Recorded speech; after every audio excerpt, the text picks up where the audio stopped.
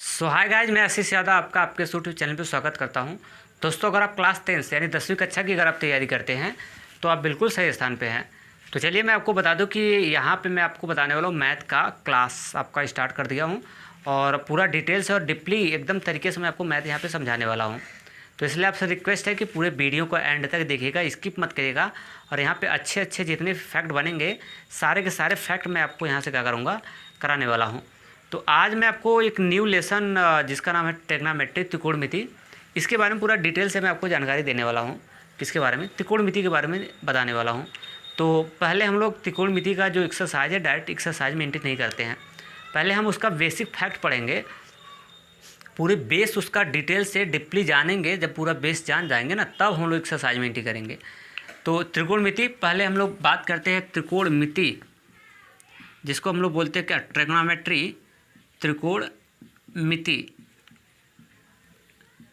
Trigonometry पे लेके आ रहे हैं आपको एकदम पूरा डिटेल से, टेंशन मत लेना। इसमें पहले हम लोग डाल लेते हैं कौन सा, अगर मैं सबसे बात किया जाए तो पहली हेडिंग इसमें पड़ेगी क्या? इसमें पहली हेडिंग पड़ेगी आपको क्या? त्रिभुज। पहला हेडिंग पड़ेगी इसमें क्या? त्रिभुज, पूरा ट्रायंगल जिसको बोलते हैं, पूरा डिटेल से बता रहा हूँ। पहले त्रिभुज हेडिंग पड़ेगी। लिखिए इसकी परिभाषा, देखिए तीन भुजाओं से घिरी हुई, तीन भुजाओं से घिरी हुई बंद आकृति को त्रिभुज कहते हैं। तीन भुजाओं से घिरी हुई बंद आकृति को त्रिभुज कहते हैं। देखिए एकदम पूरा डिटेल से बता रहा हूँ, एकदम जीरो क्लास से बता रहा हूँ। कहेंगे सर त्रिभुज की जरूरत क्या पड़ गई? क्योंकि आप जानते हैं ना, ट्रिग्नोमेट्री पढ़ेंगे तो उसमें हमेशा समकोण त्रिभुज आएगा। ए बी सी, ये आपका त्रिभुज हो गया क्योंकि ये तीन भुजाएं इसमें है। एक भुजा का नाम ए बी है, एक भुजा का नाम बी सी है और एक भुजा का नाम क्या है? ए सी है। तीन भुजाओं से घिरी हुई एक क्लोज आकृति है ना, आपका बंद आकृति है, तो इसलिए इसको हम लोग क्या बोलेंगे? त्रिभुज। क्लियर? एक भुजा, दो भुजा, तीन भुजाएं, त्रिभुज हो गया ना। तो इसमें तीन कोण हो गए, एक कोण इधर हो गया और एक कोण इधर हो गया, एक कोण इधर हो गया, तीन कोण बने हुए हैं। तीन ठो भुजाएं हो गई और इसके तीन ठो शीर्ष भी होते हैं, एक शीर्ष, दो शीर्ष और कितने शीर्ष हो चुके हैं? तीन शीर्ष हो गए हैं। तो यानी इसकी तीन भुजाएं हो गई, तीन कोण हो गए और इसके बाद तीन ठो इसके क्या हो गए? शीर्ष निकल के आ गए। क्लियर? तो ये इमेज आप बना लीजिए, जो परिभाषा लिखे है ना, उसके बाद इमेज क्या करिए, बना लीजिए इमेज। अब उसके बाद हम लोग क्या करने वाले हैं? अब अगला हेडिंग हम लोग जानने वाले हैं समकोण त्रिभुज। समकोण त्रिभुज अगला हेडिंग डालेंगे। इस त्रिभुज के इमेज बना लिए ना, उसके बाद डालेंगे अगला हेडिंग समकोण त्रिभुज, जिसको हम लोग बोलते हैं राइट एंगल ट्रायंगल, समकोण त्रिभुज। अब इसकी देखिए समकोण त्रिभुज क्या होता है? ऐसा त्रिभुज जिसका एक कोण कितना डिग्री का हो जाए? 90 डिग्री का हो जाए। ऐसा त्रिभुज जिसका एक कोण कितना डिग्री का हो जाए? 90 डिग्री का हो जाए। तो इस प्रकार बने त्रिभुज को हम लोग कौन सा त्रिभुज कहते हैं?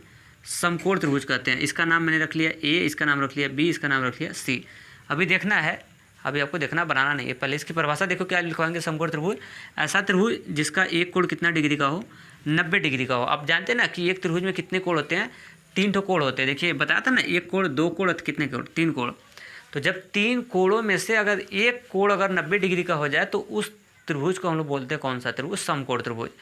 तो ये इसका परिभाषा बताया हूँ कि ऐसा त्रिभुज जिसका एक कोण 90 डिग्री का हो, तो इस प्रकार बने त्रिभुज को हम लोग बोलते हैं समकोण त्रिभुज। तो ये बी सी आपका एक त्रिभुज हो गया और इसका नाम कैसा हो गया?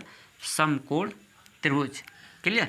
अब नीचे लिख देंगे, यहाँ पे लिख देंगे समकोण त्रिभुज की परिभाषा हो गई ना, उसके नीचे ये इमेज बनाइए और उसके बाद लिखिए समकोण त्रिभुज।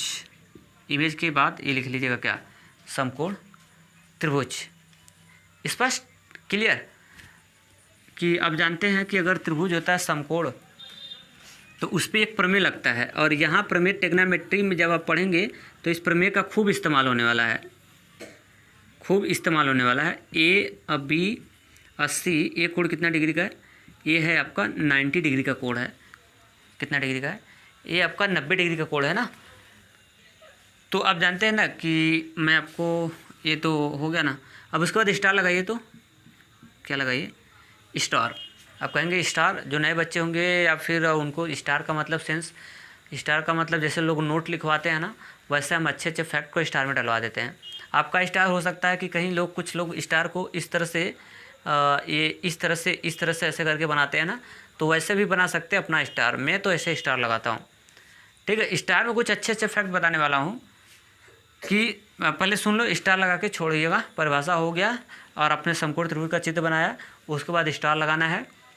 स्टार में क्या मैं बताने वाला हूँ, मैं आपको एक अच्छी अच्छी फैक्ट बताने वाला हूँ कि अगर एक समकोण त्रिभुज होता है तो उसमें जो तीनों भुजाएं हैं, इन तीनों भुजाओं का नाम हो जाता है। अगर त्रिभुज कैसा हो जाता है, समकोण त्रिभुज अगर हो जाता है तो ये जो तीन भुजाएं दिख रही है ना, इन तीनों भुजाओं का नाम हो जाता है, कुछ नाम पड़ता है। कहेंगे इन तीनों भुजाओं का नाम होता है, जी बिल्कुल आपने सही सोचा, इन तीनों भुजाओं का नाम होता है। क्या क्या नाम होता है मैं आपको बता देता हूँ। जब तीनों भुजाओं में एक होती है इसमें कर्ण, और एक भुजा होती है आपका क्या, लंब, और एक वाली भुजा होती है क्या, आधार होती है। एक कर्ण होता है, एक लंब होता है, और क्या होता है, आधार होता है। अब कहेंगे सर कौन कर्ण होता है, कौन लंब होता है, कौन आधार होता है, तो मैं आपको बता दूं कि कर्ण, लंब और आधार की पहचान किस तरह से करेंगे मैं आपको बता रहा हूँ। यहाँ से देखिए, जो समकोण के सामने वाली है, किसकी बात किया जाए, मैं आपको पहचान में बता रहा हूँ कि किसको कर्ण कहेंगे, किसको लंब कहेंगे, किसको क्या कहेंगे, आधार कहेंगे।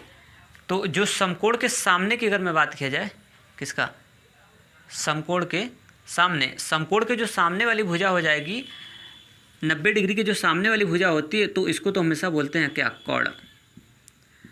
जो समकोण के सामने वाली भुजा होती है उसको हम लोग बोलते हैं कर्ण। या फिर ऐसे कहिए कि जो राइट एंगल जो समकोण त्रिभुज बना हुआ है उसमें जो सबसे बड़ी भुजा दिखेगी ना, उस सबसे बड़ी भुजा को हम लोग बोलते हैं क्या, कर्ण। तो ये आपका हो गया कर्ण। और बात करते हैं लंब, और बात करते हैं किसका, आधार का। एक लंब और एक क्या, आधार। तो इसमें लंब किसको कहेंगे, किसको आधार कहेंगे। देखिए मैं आपको बता रहा हूँ, ये तो कर्ण हो गया, बकिया एक लंब बचा, एक आधार बचा ना। तो जैसे अगर आप इसको लंब कहोगे, इसको अगर आप लंब कहते हैं, अगर इसको जैसे इसको अगर आप लंब कहते हैं तो इसको तब आधार कहेंगे आप। और अगर इसको आप आधार कहेंगे कहते हैं तो इसको आप क्या कहेंगे, लंब कहेंगे। मतलब कर्ण तो हो जाता है फिक्स और डाउट में पड़ जाता है और लंब और आधार। तो अगर इस वाली भुजा को लंब आप कहेंगे, जैसे आपने कहा कि भाई मैं इसको लंब कहूँगा, तो अगर आप जब इसको लंब कह देंगे ना तो फिर आप इसको क्या बोलेंगे, तब ये आधार का काम करेगा। क्लियर। आप कहोगे सर नहीं मैं इसको आधार कहूँगा, मैं इसको क्या कहूँगा, आधार कहूँगा, तो तब अगर इसको आप आधार कह देंगे ना तो ये वाली भुजा आपकी किसका काम करेगी, लंब का काम करेगी। क्लियर। मतलब किसी को लंब आधार बोल सकते हैं। लेकिन एक चीज़ याद रखना, आपको रखना होगा वो कि, और यहाँ पे ट्रिग्नोमेट्री में सवाल जो मैं बताने वाला हूँ इसी पे सवाल लगेगी। मैं आपको एक चीज़ बताने वाला हूँ कि लंब ट्रिग्नोमेट्री में कर्ण तो डिसाइड हो गया, लेकिन लंब का डिसाइड अपने से आप नहीं करेंगे। ट्रिग्नोमेट्री में लंब का डिसाइड अपने से नहीं करेंगे, तब कहेंगे तब किसके अकॉर्डिंग करेंगे। लंब का डिसाइड हम लोग ट्रिग्नोमेट्री में ऐसे करते हैं कि अगर जो थीटा है यानी कोण है, इधर देखिए, जैसे अगर इस कोण को मैं मान लिया, इस कोण को मैं कंसिडर कर लिया हूँ इस समय, तो इस कोण के सामने वाली जो भुजा हो जाएगी ये क्या बनाएगी, लंब बनाएगी, और ये बचा हुआ भुजा क्या हो जाएगी, आधार हो जाएगी। जैसे इस कोण को मैं थीटा कंसिडर कर लिया। अब जानते हैं ना कोण को हम लोग थीटा मानते हैं, कहोगे एक्स नहीं मान सकते, मान सकते हो लेकिन थीटा जनरली मानते हैं। तो ये जो थीटा माने हो ना, तो थीटा के सामने वाली भुजा हमेशा क्या होगी, लंब, और एक बच गई तो इसको हम लोग क्या बोलेंगे, आधार। क्या डिसाइड कर देगा ना, तो थीटा के सामने हमेशा लंब होगा और बची हुई भुजा क्या हो जाएगी, आधार हो जाएगी। अब जैसे मैं अगर यहाँ पे अगर ऐसे कर दिया, आपके दिमाग में सिखा दे रहा हूँ, टेंशन मत लेना। अब जैसे ए ट्राइंगल में ए ले लिया, बताओ है ना, ए और बी और सी, ये है ना समकोण त्रिभुज, तो ये तो हो जाएगा इसका समकोण त्रिभुज होगा, तो ये तो हो जाएगा कर्ण।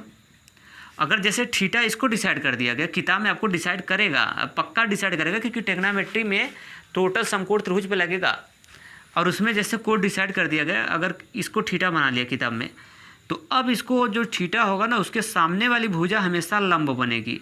ये आधार जिंदगी में नहीं बन सकती, लंब बनेगी। तो जब ये कर्ण हो गया, लंब हो गया, तो बची वाली भुजा क्या हो जाएगी, आधार हो जाएगी। क्या हो जाएगी, आधार। तो क्या लंब, कर्ण और आधार का क्या डिसाइड कर ले रहे हैं कि लंब कैसे होता है, आधार कैसे होता है, और इसके बाद कर्ण कैसे पहचानते हैं। अगर एक समकोण त्रिभुज आएगा तो उसमें जो 90 अंश के सामने वाली भुजा होगी हमेशा कर्ण बनेगी।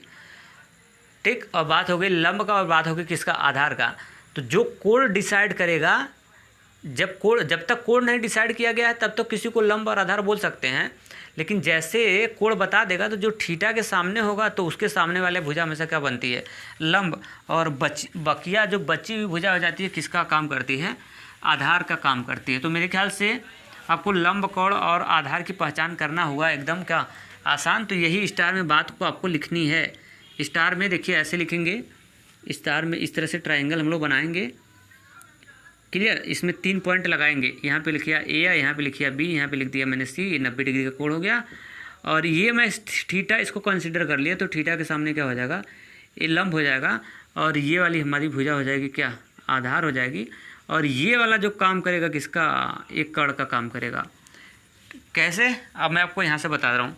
स्टार लगाया है ना, अब वो इमेज यहाँ पे लिख लेंगे, और वो वही बतिया मैं यहाँ पे स्टार में लिखवाऊँगा क्या, कि सर समकोण के सामने, यही बात लिखवाऊँगा, समकोण कोष्ठ में लिखना क्या, 90 डिग्री के सामने की भुजा ये किसका काम करती है, ये हो कर्ण का काम करेगी, क्लियर। पहला और दूसरका वाली बात करते हैं ना, ठीक, कोण, दूसरका बात किया जाए, कोण के सामने की भुजा हमेशा काम करेगी किसका, लंब का।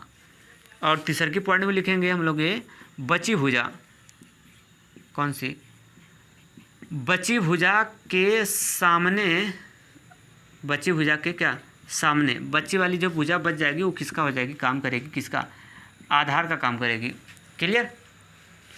अगर हम इसको कोण बना, अगर थीटा हम इसको डिसाइड कर लेंगे, किताब वाला डिसाइड करवाएगा, टेंशन मत लेना। अगर हम इसको थीटा डिसाइड कर लेंगे ना, तो अब ये वाली भुजा हो जाएगी लंब और ये वाली भुजा हो जाएगी आधार, क्लियर। तो मेरे ख्याल से ये चीज़ आपने स्टार में कर लिया, स्टार में तीनों फैक्ट डाल लेना, क्लियर। 3 पॉइंट हो गया, स्टार में 1 पॉइंट और आपको डालना है। 3 पॉइंट के बाद इसके नीचे लिखेंगे चौथी पॉइंट, और मैं चौथी पॉइंट यहाँ पे डाल लेता हूँ। अगर त्रिभुज होता है समकोण, अगर त्रिभुज होता है क्या समकोण, तो उस पर एक प्रमेय काम करता है, जिसको हम लोग बोलते हैं क्या, बौधायन का प्रमेय या फिर पाइथागोरस का प्रमेय। जनरली प्रचलन में तो पाइथागोरस का है, और इस प्रमेय को हम लोग बौधायन का भी प्रमेय कहते हैं। बौधायन इंडियन साइंटिस्ट है, पाइथागोरस विदेशी साइंटिस्ट था, ठीक है। तो इसको हम लोग जनरली प्रचलन में तो है पाइथागोरस का प्रमेय। याद रखना, अगर त्रिभुज हो जाता है, अगर त्रिभुज कोई समकोण त्रिभुज होगा, तो कोई लोग पूछते हैं कि एक समकोण त्रिभुज पे किसका प्रमेय काम करता है, तो आप बता देना कि अगर समकोण त्रिभुज होगा तो उस पर पाइथागोरस का प्रमेय काम करता है। अब मैं आपको सिखा देता हूँ कि आखिर चौथे पॉइंट में ही लिखेंगे पाइथागोरस का क्या प्रमेय। अब पाइथागोरस का प्रमेय क्या होता है, इसका प्रमेय देखो ये होता है कोण का स्क्वायर और बराबर होता है किसका, लंब का स्क्वायर, और प्लस किसका होता है, आधार का स्क्वायर होता है। ये पाइथागोरस का प्रमेय है। ये 60 में देखिए इसको लिखते हैं लोग, कोण को दिखाते किससे, के का स्क्वायर, और लंब को दिखाते एल से, तो एल का स्क्वायर हो जाएगा, प्लस आधार को दिखाते ए से, तो ए का स्क्वायर हो जाएगा। ये फॉर्मूला रख लीजिएगा, और ये कहाँ इंपॉर्टेंट फॉर्मूला है, एकदम इंपॉर्टेंट डाल लेना। स्टार के चौथे पॉइंट में ये वाला फॉर्मूला लिख लेना, क्या लिखेंगे, पाइथागोरस का प्रमेय बराबर कोण का स्क्वायर बराबर लंब का स्क्वायर प्लस आधार का स्क्वायर। कोण क्या होता है, कोण तो जान गया ना, ये तो चित्र बनाया है ना, उस एक चित्र बना के उसी स्टार में चौथा पॉइंट में लिखना है। तो कोण तो जान गए, ये इसका स्क्वायर, लंब का स्क्वायर इसका स्क्वायर, प्लस में किसका स्क्वायर, इसका स्क्वायर, आधार का स्क्वायर। तो यहाँ तक हो गया, 4 पॉइंट बना के लिख लेना। पूरा बेसिक से ट्रिग्नोमेट्री पढ़ाऊँगा, कहीं नहीं छूटेगा, याद रख लेना। तो इसलिए आपसे रिक्वेस्ट है कि पूरे वीडियो को अंत तक देखिएगा, ज़्यादा से ज़्यादा शेयर करिएगा। तो चलते हैं, सो आज के लिए इतना ही, थैंक्स। हाँ, अगर वीडियो अच्छा लगा हो तो अपना फीडबैक आप मुझे जरूर दीजिएगा। अभी बेस बाकी है, सारे के सारे बेस अभी बाकी है। जब पूरा बेस खत्म हो जाएगा तो इसका साइज मैं आपको कराऊँगा।